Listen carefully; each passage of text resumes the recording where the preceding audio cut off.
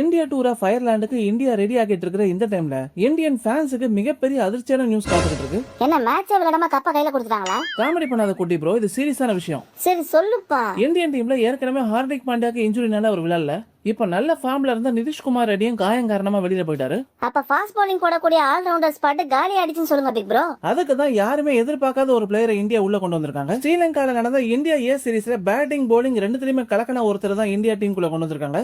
Ireland கூடயாவது 2 match தான், இங்கிலாந்து கூட 5 match இருக்கு. ஆமா குட்டி ப்ரோ, இந்தியன் டீமோட பேலன்ஸ் இப்ப டோட்டலா மாறுது. இதனால தான் மும்பையோட 23 வயசு ஆல் ரவுண்டரான சூர்யான் ஷெட்ஜேவை உள்ள கொண்டு வந்திருக்காங்க. யாருப்பா அந்த சூர்யான் ஷெட்ஜே? ஸ்ரீலங்கா டூர்ல 5 மேட்ச்ல 147 ரன்ஸ் அடிச்சது மட்டும் இல்லாம கிட்டத்தட்ட 23 ஓவர்ஸ் சூப்பரா போலிங் போட்டிருக்காரு. அதுலயே மும்பைக்காக சையத் முஷ்டக் அலி ட்ரோஃபில இவர் விளையாடும் போது இவரோட ஸ்ட்ரைக் ரேட் எவ்வளவு தெரியுமா? அடேங்கப்பா, அப்ப பிரிச்சு மேஞ்சிடுவார் போலயே. ஃபர்ஸ்ட் டைம் இந்தியன் நேஷனல் டீமுக்குள்ள வரதுனால மேபி அயர்லாந்து சீரிஸ்ல இவரை வச்சு டெஸ்ட் பண்ணலாம். மக்களே, நிதிஷ்குமார் ரெட்டிக்கு பதிலா வேற எந்த பிளேயரை உள்ள கொண்டு வந்திருக்கலாம் நீங்க நினைக்கிறீங்கன்னு கமெண்ட் செக்ஷன்ல தெரிவிக்க விடுங்க.